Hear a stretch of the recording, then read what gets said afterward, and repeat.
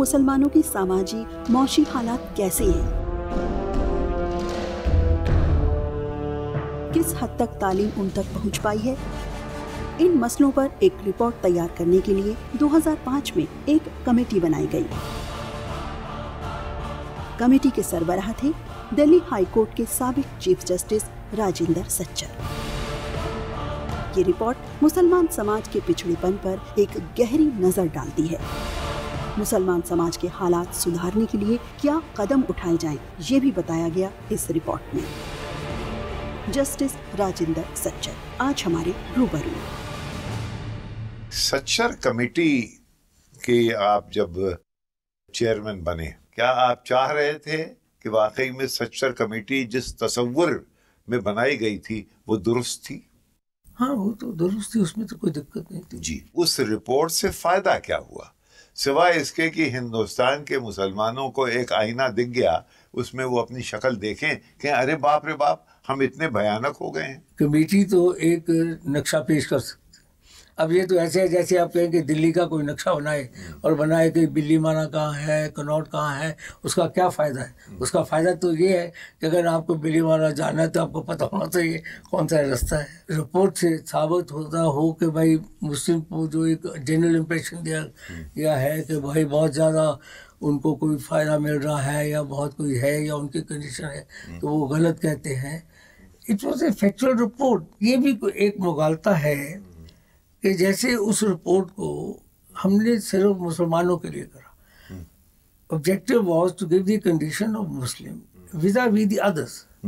हमने जब उस रिपोर्ट में बताया कि मुसलमान की मान लीजिए पावर्टी लेवल ये है या उसका लिटरेसी लेवल ये है, तो हर जुमला के साथ हमने कंपैरेटिव टेबल दिया है। और ये तो सब from international human right council का एक डिमांड है। उन्होंने हमारी तो कमेटी की रिपोर्ट पहले होगी, उन्होंने 2010 में यूएन ह्यूमन राइट काउंसिल ने कहा है कि हर स्टेट को माइनॉरिटी के लिए एक सिचुएशन बतानी चाहिए जिसमें कि aggregated there condition, disaggregated data होना चाहिए, क्योंकि minority is an important part of any nation. बहुत सी चीज़ें प्रेजुडिस की ऐसी हैं, मसलन अभी हमारे वाइस चांसलर जामिया के हुआ करते थे मुशीरुल हसन, अब वहाँ से वो हट गए।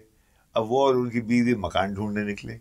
साहब, दिल्ली शहर में उनको मकान नहीं मिलता। ये तो मसला है। हमने तो सजेस्ट ये भी करा हुआ है साहब कि गवर्नमेंट परमिशन दे एस्टेट्स की, वहाँ ये क्लॉज होना चाहिए कि इतनी परसेंटेज जो है कुछ वो they are available for minorities. Minorities के लिए क्यों? सब किसी का डिस्क्रिमिनेशन ना हो। हमने इक्वल अपॉर्चुनिटी कमीशन कहा था, वो था like it is a race commission in England और अमेरिका। क्योंकि होता क्या है, जैसे आपने अभी जिक्र करा कि साहब मुशीर साहब को या किसी और को मकान नहीं मिल रहा किसी को, अब उसके पास कोई रेमेडी नहीं, क्योंकि मेरा मकान है तो मुझे टेक्निकल इख्तियार है कि मैं कहूँ भाई मैं नहीं देता। वो आप कोर्ट में नहीं जा सकते क्योंकि मेरा प्राइवेट है, गवर्नमेंट का नहीं है, गवर्नमेंट को तो आप कर सकते हो। अब इक्वल अपॉर्चुनिटी कमीशन जो हमने कही थी और जिसका अमेरिका और इंग्लैंड में है, वो ये थी कि मान लीजिए कि आपको वो नहीं देता तो you could go to the commission and say please ask him कि मुझे क्यों नहीं देता। मैं किराया देने को तैयार हूँ, मैं पढ़ा लिखा हूँ, मेरी ये कोई मैं ऐसी मेरी रेपुटेशन नहीं है, तो कमीशन विल हैव टू।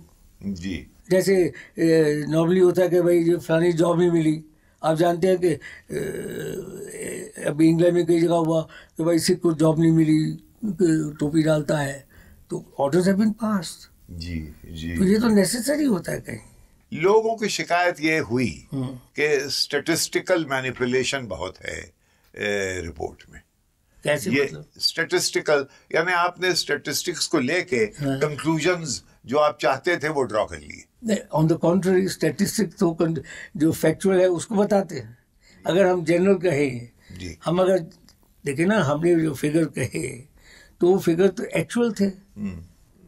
हमने अगर गवर्नमेंट सर्विस के फिगर कहे या पॉवर्टी लेवल के कहे, वो एनएसएस से ड्रॉ करे थे। एक्चुअली हमारी 5-6 महीने ये फौज के बारे में क्या हुआ? असल में आप लोगों ने एक बात ये पूछी थी कि क्या हिंदुस्तान की फौजों में मुसलमान हैं, अगर हैं तो कितने हैं, उसका क्या हुआ फिर? अभी हमने वो तो लिखा था, इंफॉर्मेशन आनी थी, तो वो मेरे ख्याल में आई कांट डाउट इट, आप है, आपको ज़्यादा पता होना चाहिए, पता नहीं किसने लीक आउट कर दिया। उसका असर ये हुआ था कि उसके बाद बहस शुरू हो गई थी अखबारों में और टीवी पे कि कितने मुसलमान हैं। तो बहुत से डिफेंस वाले दूसरे गए, किसी ने कहा 3% है, किसी ने कहा नहीं 4% है। तो दैट डिस्कशन रिलीज मोर लोगों को कि कितने हैं, जैसे कि हमने तो 6 महीने बाद कहा।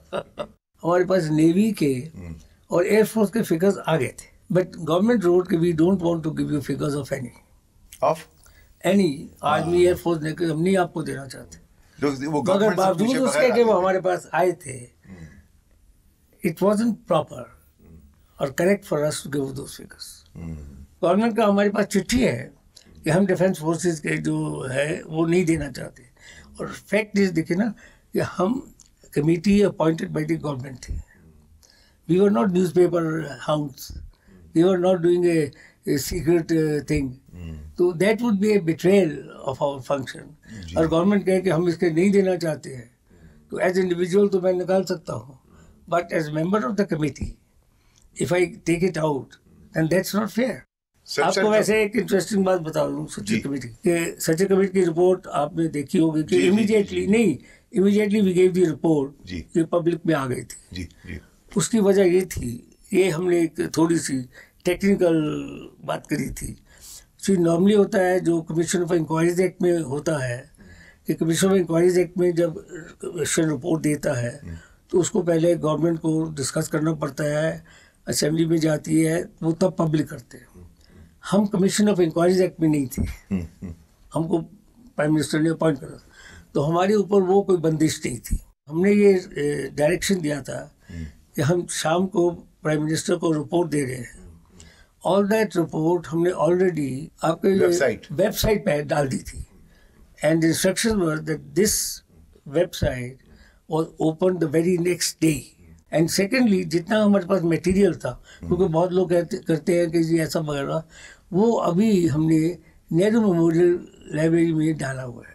सो दैट हमने यही चैलेंज करा कि भाई कोई अगर ये कहे कि रिपोर्ट में फिगर्स गलत है या फैक्चुअल नहीं है, तो वो नॉर्मली रिपोर्ट गवर्नमेंट पास जाती है, वो पता नहीं। तो all the report, all the material, all the report that if anyone has any doubts, he can go to the Nehru Memorial Library and pull all it up. inside also, सिर्फ जो हमको representation है, all that is preserved there. आपने ये तस्वीर सामने रख दी, अब उस पर कुछ एक्शन लिया जाए, वो ना हो पाया। अब वो कितना हो पाया उसके लिए तो साहब आप अखबार वाले दूसरे देखें, पर आई थिंक कम्प्लीटली उसको कहना कि नहीं हुआ ये भी शायद ठीक ना हो, क्योंकि गवर्नमेंट के आफ्टर देयर आर स्कीम्स, उसमें कुछ चलने में कुछ कमी हो गई हो। आपका क्या ख्याल है कि सच्चर कमेटी रिपोर्ट को ये डिस्कार्ड कर देंगे? अब इससे ज़्यादा तो कोई मैं समझता हूँ वाहियात बात नहीं हो सकती साहब, मगर नजमा जी का मैंने पढ़ा है, ये मुस्लिम माइनॉरिटी नहीं है, पारसी माइनॉरिटी है सिर्फ, और उन्होंने यहाँ तक कहा इफ रिपोर्टेड कि 15 पॉइंट प्रोग्राम को क्या करना है, ये मैं प्राइम मिनिस्टर से बात करूँगी। तो ये मुझे तो बहुत लगा कहीं ये एक सेटल प्रिंसिपल है, और गांधी जी ने भी कहा था कि माइनॉरिटीज़ की सेटिस्फेक्शन एक तहजीब याफ्ता मुल्क की पहचान है। एक सिविलाइज्ड मुल्क की पहचान ये है कि माइनॉरिटीज़ अपने को कितना महफूज, कितना इक्विटेबल ट्रीटमेंट उसको मिलता है, ये महसूस करते हैं। बहुत से लोग कहते थे कि भाई ये सच्चर साहब, राजेंद्र सच्चर जो हैं, ये आधे मुसलमान हैं और आपके ब्रदर इन लॉ को भी यही कहते हैं, कुलदीप को भी यही कहते हैं। ऐसा क्यों? सीधा साहब, हमारी बैकग्राउंड ऐसी, हमारी ट्रेनिंग ऐसी, हम रहे वहाँ, हमारी पैदाइश जनरेशन से पंजाब की, कई दोस्त भी फर्स्ट आते वो मुस्लिम थे। इसे ये आप भी जानते हैं कि जहाँ आदमी पैदा हो, पहली जिंदगी हो, वो there is a certain kind of insight जो कि वो नहीं जाती है। आपको क्या लगता है कि वाकई में जिन्ना साहिब को, उनको ये नहीं लग रहा था कि पाकिस्तान बन जाएगा और एकदम से उनके हाथ में आ गया पाकिस्तान? उनका तो एक बहुत अर्लियर किस्सा भी है 30s में कि जब वो भोपाल के नवाब के पास गए तो उनका छोटा बेटा उसने भेजा, तो he asked him who are you, Muslim first और इंडियन फर्स्ट? तो वो नवाब भोपाल का जो बच्चा था छोटा, उसने कहा मुस्लिम first. So he said, no my boy, you are an Indian first and a Muslim later. तो वो उनकी सोच थी. And he did not expect कि जो ये असल में, if you ask me, real mischief was done by not these people understanding and Mountbatten and having these announcement without taking the things. We took it for granted कि इतनी भयानक चीज हुई है, उसका क्या असर होगा. आपकी सोच में हिंदुस्तान और पाकिस्तान का जब मसला आता है कभी, तो आप कभी वो लैंप्स लेके चले जाते हैं वाघा बॉर्डर पे, आपके दिल से पे वो लकीर अभी इस्टेब्लिश हुई नहीं है. नहीं साहब, हमारे दिल से तो हो ही नहीं सकती. अब फ्रेंकली आई टेल यू, जब फैसला हो गया कि बनना है, तो हमारा तो कोई फैसला वालिद साहब का आने का नहीं था, क्योंकि he was also C minister in that earlier cabinet. 37 से वो लेजिस्लेटिव असेंबली के मेंबर थे. Our original thing was Lahore, Wazirabad, Gujranwala, सारे कॉन्टेक्ट्स थे उनके. तो मगर वो क्योंकि कॉन्स्टिट्यूंट असेंबली जो बनी थी, उनका ये असूल था कि जिस कॉन्स्टिट्यूंसी से आप इलेक्ट होकर MLA आता था, वो उस कॉन्स्टिट्यूंट असेंबली का ऑटोमेटिकली मेंबर था. सो वालिद साहब लाहौर से इलेक्ट हुए थे. लाहौर पाकिस्तान में था, वो मेंबर कॉन्स्टिट्यूंट असेंबली के थे. तो हम वो असेंबली के गए, हमने लॉ ख़त्म करा था, तो मैंने कहा मैं भी वालिद साहब के साथ चलता हूँ. वहाँ पे उस वक़्त ये हुआ कि Karachi to Delhi air service शुरू हो गई. उस वक्त एयर सर्विस नहीं थी. There was no air service from Lahore to Karachi. तो अभी हमने लॉ कॉलेज ख़त्म करा, तो हमने वालिद साहब से कहा कि जी बजाय सीधा लाहौर चलने के, लेट्स फ्लाई टू दिल्ली और दिल्ली से वापस जाएंगे. यानी ऐसे ही तफरीह. दिल्ली आए तो ही रैंग अप पंडित जी. तो जब मिलने गए तो पंडित जी ने कहा, कहाँ थे तुम? मैं 2-3 दिन से तुमको पता कर, मैं ढूंढ रहा हूँ. तो उन्होंने कहा, पंडित जी मैं तो कराची गया था, आपको मालूम है वो असेंबली, आपको मालूम नहीं है? तो उन्होंने कहा क्या? Punjab is on flames, Punjab is on flame, take army escort and start evacuating. Pandit ji ने उनसे कहा कि जल्दी जाइए, आग लगी हुई है पंजाब में, एस्कॉर्ट लेके जाइए, आइए. He took army escort and went, and I stayed on in Delhi. हाय बेसरो सामानी, इसी को कहते हैं. तो आपने यहाँ फिर जीरो से नहीं, फिर कुछ देर ऐसा हुआ कि वो फिर उधर से आए, तो फर्स्ट बेस फादर ने 3-4 महीने अमृतसर रखा था एवैक्यूएटिंग के लिए. यहाँ पे फिर आपके वालिद पंजाब के सबसे पहले चीफ मिनिस्टर हुए. यहाँ पे फिर कांग्रेस की सरकारें बनी. आपका रिश्ता कांग्रेस के साथ कैसा रहा? मैं तो साहब 1946 से सोशलिस्ट पार्टी का मेंबर हूँ. यानी आप रेबेल करके चले गए. वालिद मोहतरम के पार्टी से आप अलग हट गए. ना वालिद साहब ने महसूस करा, ना हमने करा जी.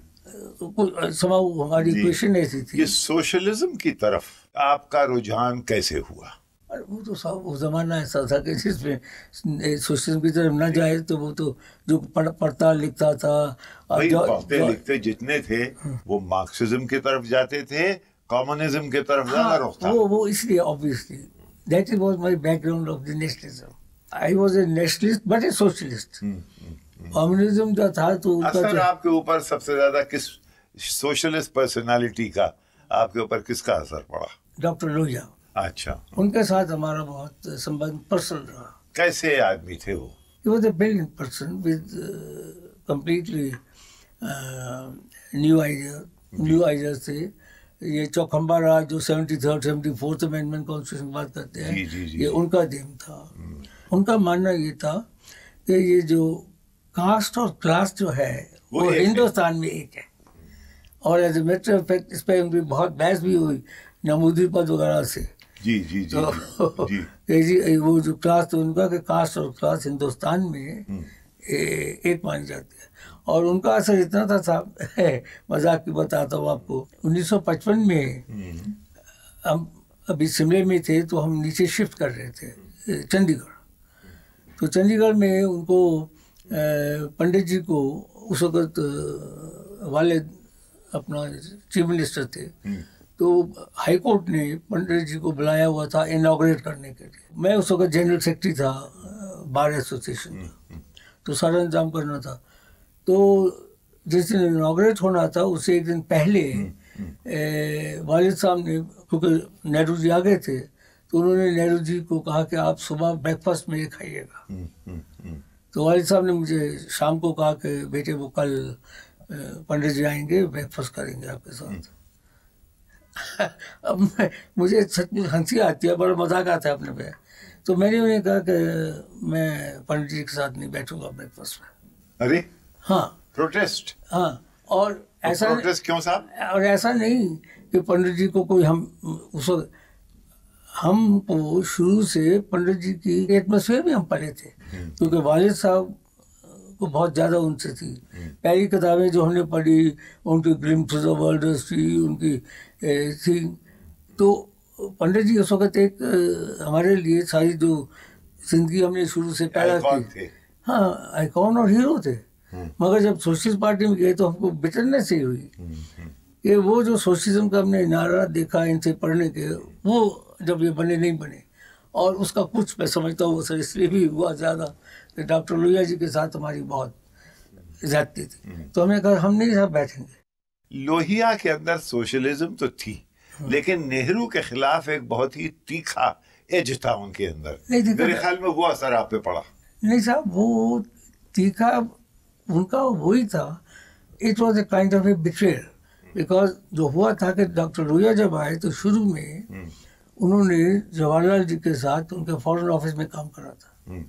वो बहुत उनके नज़दीक थे और उनकी इतनी नज़दीकी थी कि 52-53 की बात है, 52 ने 51 वगैरह की, डॉक्टर लोहिया अमेरिका जा रहे थे तो दिल्ली आए हुए थे। तो मैं उनके साथ ही बैठा था दिल्ली में। तो किसी ने कहा जी टेलीफोन आया। उस वक्त मोबाइल तो होते नहीं थे, ऐसे बैठे हुए थे। तो दूसरे कमरे में गए, तो जब आए तो मैंने पूछा किसका टेलीफोन था? कहते हैं जवाहरलाल का। तो मैंने कहा क्या बात हुई? तो कहा कि उसने कहा राम मनोहर, वो राम मनोहर कहते थे उनको, कि राम मनोहर। तो मैंने कहा फिर चुप हो गए। तो मैंने कहा फिर कहते हैं सुना है अमेरिका जा रहे हो? मैंने कहा हाँ। तो फिर एक मिनट बाद कहते हैं कब जा रहे हो? उन्होंने कहा बताया। अच्छा, और फिर बंद कर दिया। तो कहते हैं, तो मैंने कहा डॉक्टर साहब बात क्या हुई? ये क्या बात हुई? तो कहता जानते हो क्या, कम वक्त कहना ये चाहता था कि अमेरिका जा रहे हो, नहीं अमेरिका जा रहे हो, वहाँ हिंदुस्तान की अंदरूनी बात पे मत बात करना। अरे अहमद का मैं क्यों करूँगा? तो मैंने उनको हमसे कहा, मैंने कहा नहीं पर वो आप पंडित जी शायद आपको ज़्यादा जानते हैं, आप कब वापस आए तो आप तो करेंगे। तो वो एक बचपन का समझ लीजिए, जवानी बचपन का था। नहीं, आपने बिट्रेल का लफ्ज इस्तेमाल किया, उसको ऐसा लगा कि जैसे पंडित जी ने उसे बिट्रे किया। वो क्या था? नहीं, बिट्रे यही, क्योंकि हम पंडित जी को एक आइकॉन मानते थे सोशलिज्म के। उनकी जो पॉलिसीज आई तो लेटर ऑन उन्होंने कोशिश की कि भाई सोशलिस्ट पार्टी आ जाए, मगर वो माहौल दूसरा था, वो कोई पॉलिसीज पे बात नहीं हो रही थी।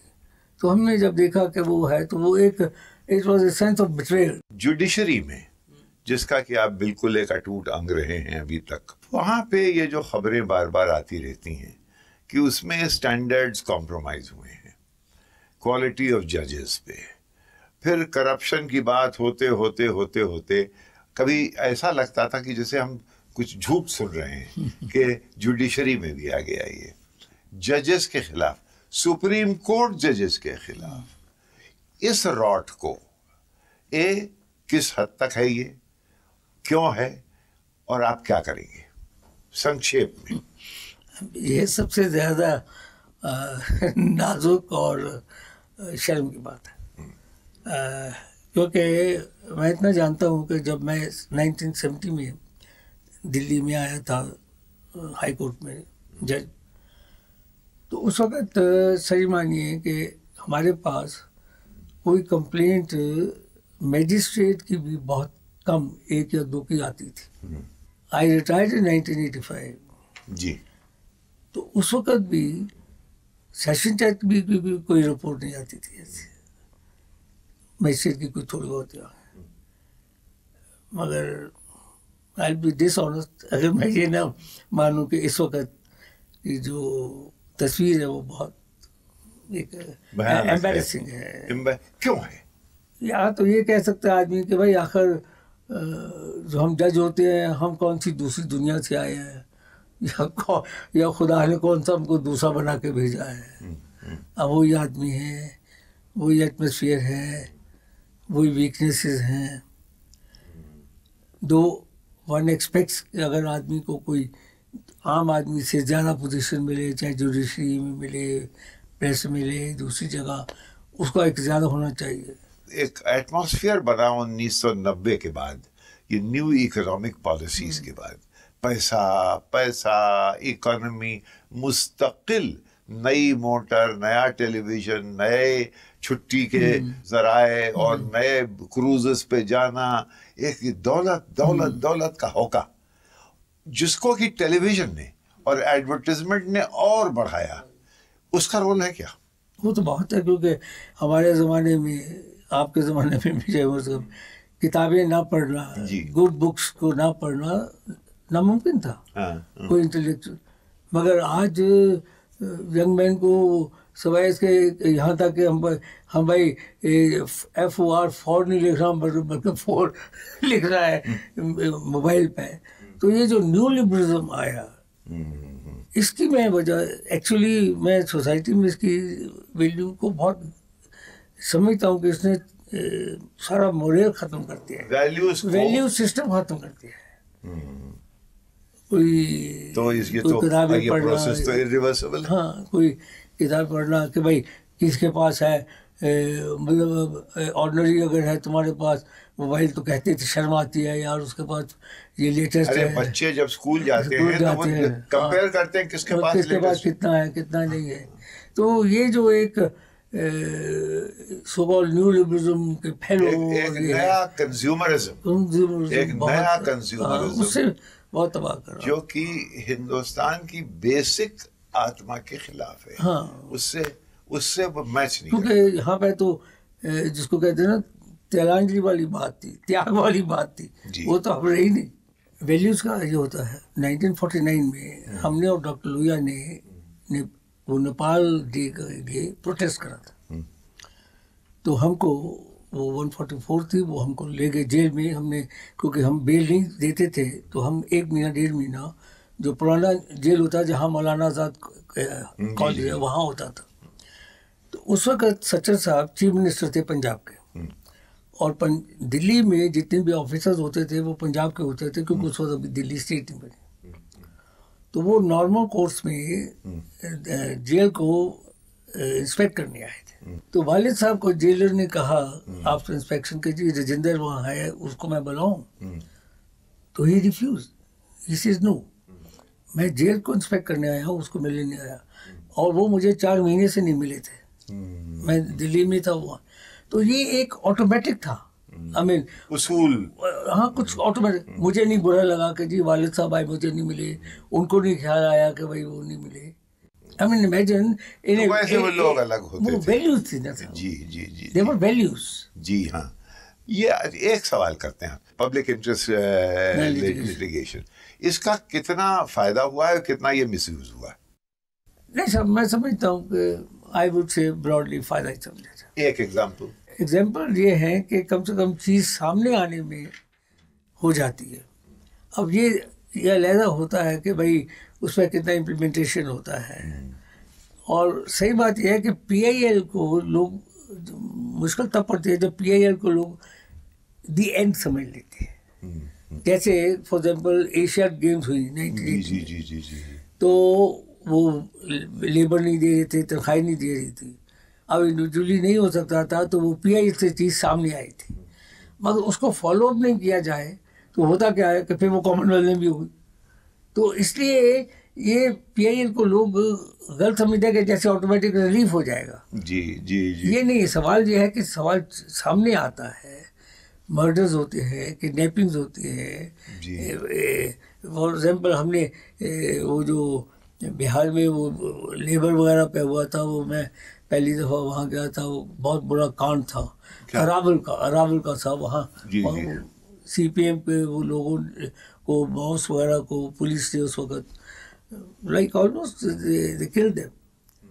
तो फॉर एग्जाम्पल अभी पंजाब में ये हमने ये PIL से जो दबी हुई थी मिलिटेंट्स की, मिलिटेंट की सैकड़ों की जो उनको दफन कर दिया गया था जी, वो हमने PUCL ने करा था और सुप्रीम कोर्ट से ऑर्डर लेके करा था, वेंकटेश्वर ऑर्डर पास करा था कि उसकी इंक्वायरी हो, and then hundreds of things. PIL is informative, a way of quickly.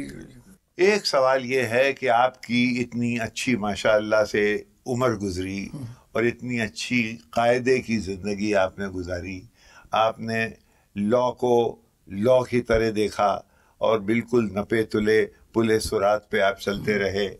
आज के जो नए वकील हैं उनको आप क्या बताएंगे कि वो सिर्फ लकीर के फ़कीर हो जाएं या अपने दिल की बात भी सुने? नहीं, ऐसी बात नहीं है। वो जो आज के वकील भी है वो भी दिल की बात करते हैं। ये कहना कि हम कोई लास्ट बहुत बड़े हो गए, ऐसी बात नहीं समझता हूँ। वकील जो है आजकल के वकला के बारे में आपका क्या है? आजकल के जो नए नौजवान वकील हैं उनमें आइडियलिज्म नहीं, देयर आर कमिटेड पीपल, ऐसी बात नहीं है। आपको जब पद्मश्री दिया गया तो आपने मना क्यों कर दिया? वो उसका बड़ा सिंपल था साहब, क्योंकि मैं बिलीव करता हूँ कि गवर्नमेंट का कोई मतलब नहीं है इस किस्म की चीज़ों को देना। वैसे तफरीह के लिए आप क्या करते हैं? कुछ पढ़ना और PCL, और मेरा ताल्लुक सोशलिस्ट पार्टी से अभी तक है। सोशलिस्ट पार्टी आपको एक अच्छी खबर मैं ये सुना दूं कि आप और कुलदीप जी हम लोग जब गए थे प्रेसिडेंट से मिलने के लिए कि भाई 1857 का जो मामला है उसको आगे बढ़ाया जाए। अभी सुओमोटो जो नए प्रधानमंत्री हैं नरेंद्र मोदी जी, उन्होंने कहा, उन्होंने उसका तस्करा किया कि जो 1857 में हिंदू और मुसलमानों ने मिलके एक लड़ाई लड़ी थी उसको कांग्रेस वाले भूल गए।